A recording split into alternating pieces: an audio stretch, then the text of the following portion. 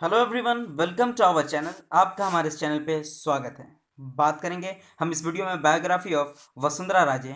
वसुंधरा राजे की बायोग्राफी को मैं कवर कर रहा हूँ। आप हमारे इस चैनल पे नए हैं तो सब्सक्राइब कर लो और बेल आइकन दबा दें, क्योंकि जितनी भी नोटिफिकेशन आएगी, जितनी भी वीडियो हमारी नई आएगी, कोई भी आप देखना ना भूलें तो नोटिफिकेशन ऑन कर लें, क्योंकि सबसे पहले आप तक पहुँचे इसलिए।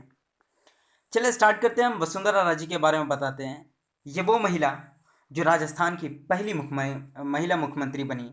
ये वो है जो जीवाजी राव सिंधिया की बेटी और विजय राजे सिंधिया की पुत्री, जिन्हें अपने करियर को शुरुआत करने में अपनी माता की छवि पर चलना पड़ा। इनको अगर देखा जाए तो इनकी माता विजय राजे सिंधिया की छवि इन पर दिखती है, क्योंकि जब ये छोटी थी तो इनके पिता का देहांत हो गया था और इनका पालन पोषण इनके पिता इनकी माता विजय राजे सिंधिया ने की जीवाजी राव की सिंधिया के देहांत के बाद। क्योंकि उस उनके देहांत के बाद ही ये विजय राजे सिंधिया इनके पालन पोषण करती थी। तो ये बहुत छोटी थी उस वक्त वसुंधरा राजे, तो इनको कहीं भी ले जाना होता, पार्टियों से मिलना या कहीं भी, तो ये माता के साथ जाती थी। और वहाँ जब ये इनकी माता देखती थी सबों से मिलते हुए, सारे कहते एक अलग से पहचान होती थी, एक खुशी और खुशी होती थी, उत्साह होता था कि किस तरीके से सब एक दूसरे को मिलते हैं और किस तरीके से माताएं हमारी बात सुनती हैं। तो ये सब इनके जहन पे बैठता चला गया। इनके इनकी मानसिक जो इनकी जो मानसिक स्थिति थी वो बन गई कि हाँ बिल्कुल हमें इसी तरीके से चलना है और हमें पॉलिटिक्स ज्वाइन करना है। तो वहीं से इन्हें इन्हें मिलता है सब कुछ कि हाँ, पॉलिटिक्स से जुड़ने के बाद हम सबों का काम कर सकते हैं, एक अच्छे राह पर हम अपने देश को ले जा सकते हैं, खुद को इस्टेब्लिश कर सकते हैं। तो यह सारी चीज़ वसुंधरा राजे के दिमाग में आता है इनकी माता को देखने के बाद। चलिए स्टार्ट करते हैं वसुंधरा राजे की बायोग्राफी का फर्स्ट पेज आपके ऊपर। वसुंधरा राजे 8 मार्च 1953 को मुंबई में पैदा होती है, जो अब मुंबई कहलाता है। बॉम्बे में 8 मार्च 1953 को वसुंधरा राजे की पैदाइश होती है। इनकी माँ का नाम, इनके पिता का नाम जो था वो विजय राजे सिंधिया शिंदे था और इनकी माता जीवाजी राव सिंधिया। जीवाजी राव सिंधिया को हम कह तो इनको राजमाता के नाम से भी जाना जाता था। जीवाजी राव सिंधिया ये खुद एक पॉलिटिकल पार्टी से थी, जो बीजेपी से थी, और खुद एक अच्छे करियर की शुरुआत की थी और बहुत बड़ी कह तो गद्दावर नेता रही हैं। ये महाराज, ये ग्वालियर खानदान के रॉयल फैमिली से बिलोंग करती हैं। जीवाजी राव वसुंधरा राजे वसुंधरा राजे वसुंधरा राजे स्कूल, उनका एजुकेशन जो है वो क्या तो कन्वेंट कोडिकनाल तमिलनाडु में इन्होंने क्या तो स्कूलिंग की अपनी। ग्रेजुएशन इकोनॉमिक्स से एंड पॉलिटिकल साइंस से डिग्री ली, ये भी सोफिया कॉलेज मुंबई से। कहाँ से की? सोफिया कॉलेज मुंबई से ग्रेजुएशन की और स्कूलिंग तमिलनाडु कोडाईकनाल, जहाँ एक कह तो बर्फीला कह तो एक सुहाना मौसम होता है जहाँ, वहाँ से इन्होंने तमिलनाडु से स्कूलिंग की थी।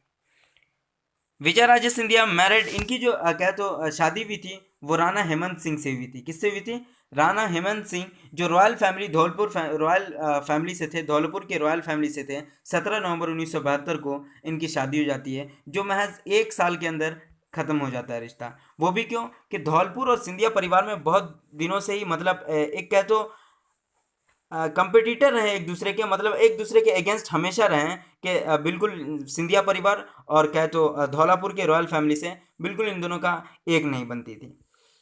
बल्कि हेमंत सिंह की शादी कहीं और होने वाली थी, उनकी जो कहते उनका विवाह कहीं और होने वाला था, लेकिन राणा हेमंत सिंह को एक नज़र में वसुंधरा राजे भाग गई और वसुंधरा राजे का जो विवाह हुआ वो हेमंत सिंह से हुआ और कुछ ही दिन बाद ये ख़त्म हो गया था। इसमें क्या था कि फैमिली प्रॉब्लम था, पारिवारिक विवाद था। तो पारिवारिक विवाद में एक ज़मीनी पारिवारिक विवाद था, जो महल था उसी पर होकर के वसुंधरा राजे कोर्ट भी गई और वहाँ से इन्होंने फाइट किया और विन भी कर गई उस महल को। उनका एक बेटा दुष्यंत सिंह, इनका एक बेटा है, जो कह तो झालावाड़ इन्हीं का अपना कहते कॉन्स्टिट्यूएंसी है, वहीं से लड़कर के दुष्यंत सिंह लोकसभा मेंबर बना। दुष्यंत सिंह इनके बेटे, इनका जो इनकी वाइफ का नाम वो है निहारिका सिंह। कौन है? निहारिका सिंह वसुंधरा राजे की बहू हैं और दुष्यंत सिंह बेटा। इनके पति हेमंत सिंह हैं, जो खुद एक रॉयल फैमिली धौलपुर के रॉयल फैमिली से बिलोंग करते हैं।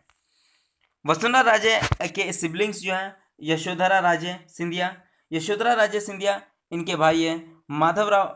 उसके बाद यशोधरा राजे सिंधिया, उनके इंडस्ट्री मिनिस्टर मध्य प्रदेश से, ये इनकी सिस्टर हैं। बहन है जो खुद मध्य प्रदेश कॉन्स्टिट्यूएंसी से फाइट की थी और जीता था। इनके भाई है माधवराव सिंधिया जो खुद एक कह दो अच्छे लीडर रह चुके हैं, जिनका अभी असम में कुछ दिन पहले असम में इनका देहांत हो गया था किसी इंसिडेंट की वजह से। उनके बाद क्या तो कृतिक देव वर्मन जो महाराजा त्रिपुरा, इनकी जो पद्मावती राजे जो थी अक्का साहब से, इनकी क्या तो वो वाइफ थी। उसके बाद क्या तो महाराजा त्रिपुरा में उनकी शादी हुई थी कीर्तिदेव बर्मन से, कीर्तिदेव से इनकी शादी हुई थी। उषा राजा राणा इनकी जो शादी होगी वो नेपाल में होगी, ठीक है। उसके बाद हेमंत से 1972 में कब शादी हुई हेमंत से राजे की? 1972 में धौलापुर प्रिंस फैमिली से हुई थी। लेकिन इनका एक बेटा भी है। वो बेटा कौन है? वो बेटा है दुष्यंत। कौन है? दुष्यंत सिंह इनका बेटा है। और वो भी इलेक्शन फाइट किया और जीत गया।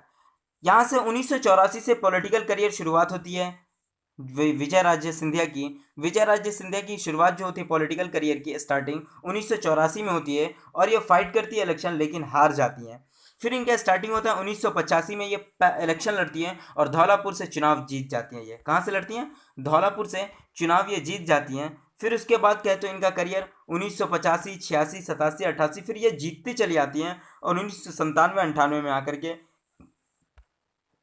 इन्हें 1985 में जब ये जीतती हैं तो vice president BJP youth wing के राजस्थान का बना दिया जाता है।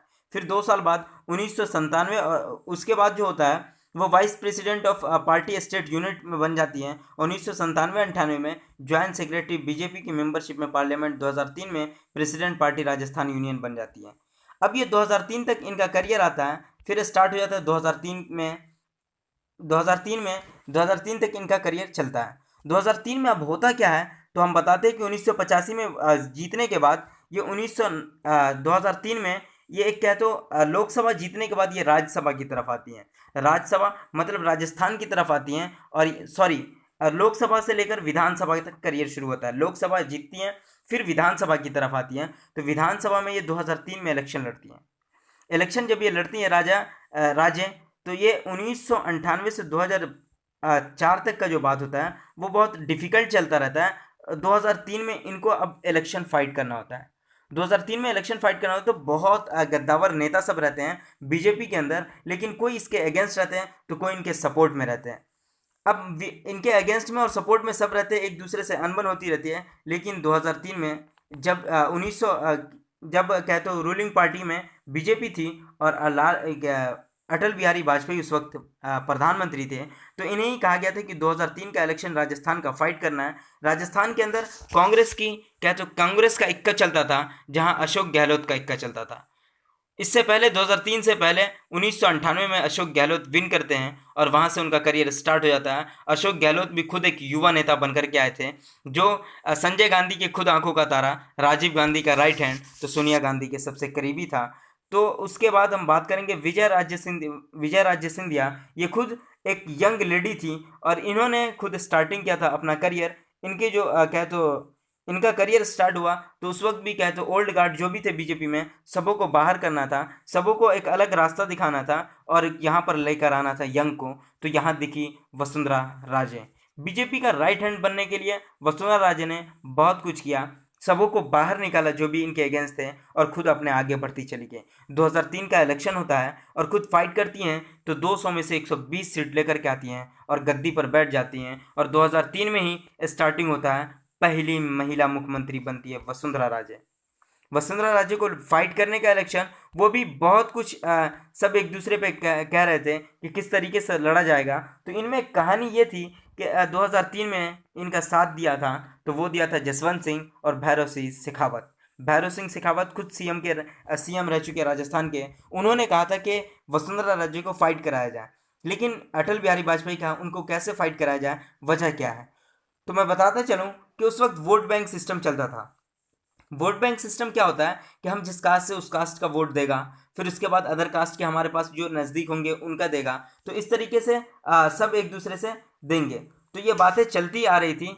तो उसी बीच क्या होता है कि भैरव सिंह शेखावत ने कहा अटल बिहारी वाजपेयी जी को कि देखिए, सिंधिया घराना जो है राजपूत का है, तो राजपूत का वोट बैंक होगा। जाट घराने में शादी हुई है तो उसका भी वोट बैंक होगा, और उस वक्त जाट आरक्षण भी चल रहा था। और उसी दौरान हम देखेंगे तो गुर्जर परिवार से निहारिका सिंह भी थी, जो दुष्यंत सिंह की वाइफ थी और वसुंधरा राजे की बहू। तो हमें इतने सारे वोट बैंक हो रहे हैं और वसुंधरा राजे को जीतना एकदम निश्चय कर दिया गया। तो उस वक्त टिकट मिल गया वसुंधरा राजे को, और 2003 के इलेक्शन में 120 सीट लेकर के आ जाती है 200 में, और पहली महिला मुख्यमंत्री बन करके वसुंधरा राजे चेहरा एक नया बन करके राजस्थान को मिलता है।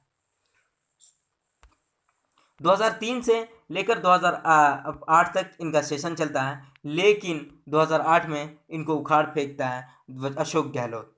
तो उसी वक्त 5 ईयर पीरियड में बीजेपी जब स्टेट रूल कर रही थी, तो उस वक्त गुर्जर में क्या तो एक अलग हलचल थी और इस तरीके से सब कुछ चल रहा था। लेकिन 2008 के इलेक्शन में क्या होता है कि इनकी पार्टी के खुद इनके नेता इसे पीछे टानना चाह रहे थे, कोई इसके अगेंस्ट था तो कोई इसी की बात नहीं मान रहा था। इन सबों में पार्टी एक बिखर चुकी थी बीजेपी, और यहाँ वसुंधरा राजे को हार का सामना करना पड़ा, जहाँ सिर्फ 78 सीट ला करके ये बैठ चुकी थी।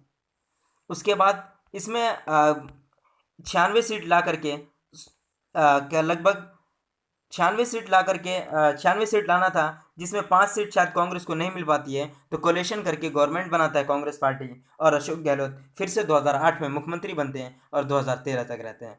फिर 2013 में क्या होता है कि इलेक्शन फाइट होता है, और 2013 में इलेक्शन फाइट करने के बाद यहाँ 163 सीट लेकर के राजे आ जाती है, जहाँ कहा जाता है कि मोदी लहर थी। तो सब कुछ मेहनत वसुंधरा राजे अकेला खुद करती हैं, और पूरे राजस्थान को एक तरफ ला करके एक अलग पार्टी। उस वक्त क्या होता है कि पर्चा बांटा जाता था, पैम्पलेट्स बांटे जाते थे, एडवर्टाइजमेंट थी टीवी पर, इन सब जगहों से पेपर में क्या तो न्यूज़पेपर में एडवर्टाइजमेंट थी।